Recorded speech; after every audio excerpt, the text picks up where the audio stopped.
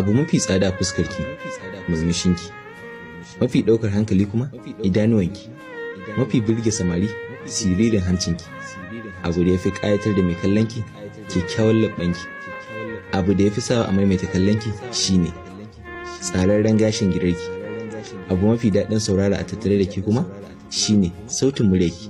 Allah ya baki komai da wani zai kalla ya ce ina son ki, ina ƙaunar ki, I love you. ‘Yan mata ma yanzu ga sunan gandan a gari sun gagara auruwa, ballantana ke ba zawara mai ‘ya'ya biyar shida. Wani ya zo neman aure, ta yi kwalliya, ta yi ado, ta gyara jiki. Wai ba zawara ce, yana zuwa tambayar farko da ya fara, ya ce hajiya ‘ya'yanki nawa? Ta ce a ba yawa. Ya ce nawa? Ta ce bakwai ne. Bakwai? A tun da ta ce bakwai da ya sallaba ya gudu bai sake dawowa ba. Ya ce shi ya fi son mai ɗaya.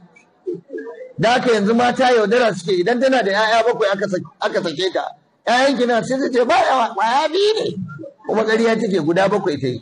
Baka ga jikina ba, Allah ya yi jikina mai kyau, ba haihuwa ba haihu ba.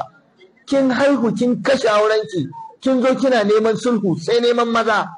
Da kin ga wannan kun haɗu a titi, alhaji ina wuni ina gajiya, lafiya ƙalau ko, kina yaye baki kamar wani aku.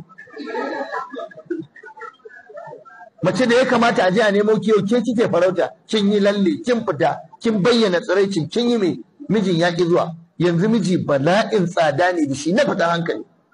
Tsada ba a samun namiji da wuri. Kar ki kashe aurenki, ki kula da aurenki.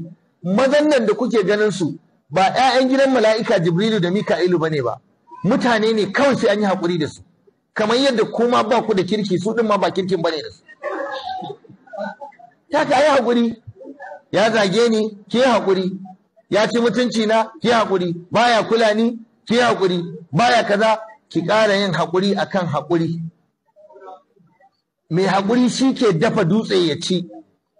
Duk wacce ta yi haƙuri za ta iya sa dutse a kan wuta, ta zauna ce tagumi tana jiran ya dahu. In Allah ya sa da wata rana sai ya ragargaji.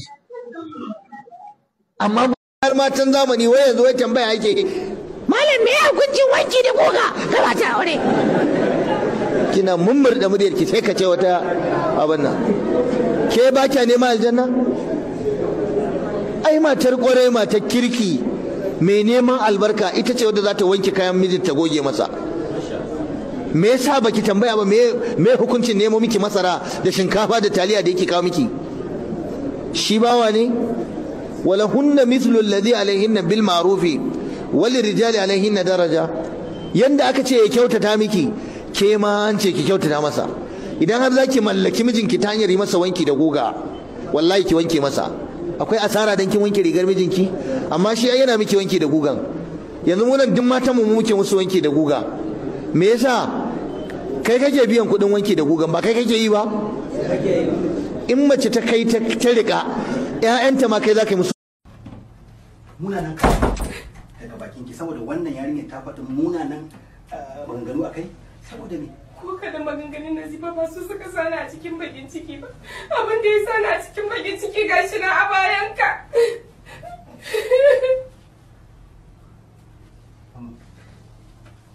Waye wannan kuma? Waye wannan?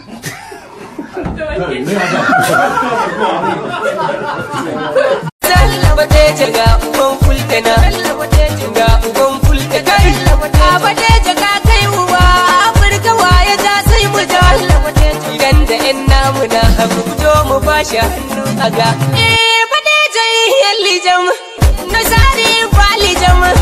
A nottiyam sai na am, minotti baba ba am. Bateja lala minotti ma idan da fulful jama. Allah hoki ma duniya hanje.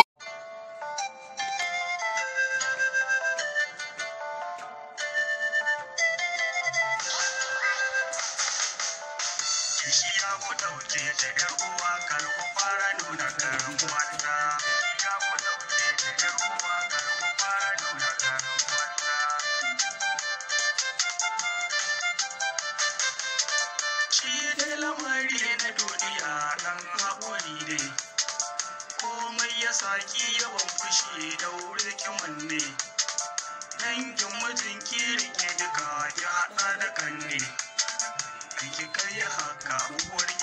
kin zamo fa jagorar mata.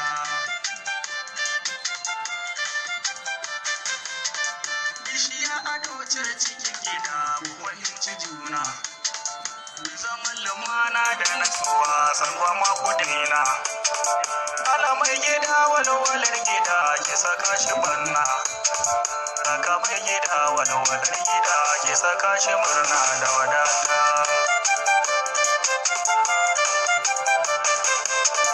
Karki dauzakar kan na kan gida haushi suke yi. Bakar kawa ki manta da ita mamaye take yi. Bata da magana da nasuwa damana da sanyi. Bakar kawa ki share ta taguwa ba ta dama mura kwata-kwata.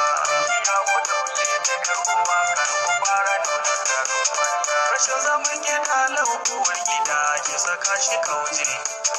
Sanadarin kulawa da nasuwa ke maganin kuraje. Sanya walwalar so da nasuwa ke saka shi saje.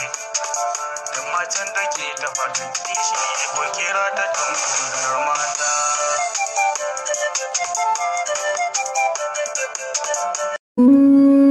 Ke tauraruwa kin shallake matan duniya. Aisha Humaira Adam mata mai kyawun salsala.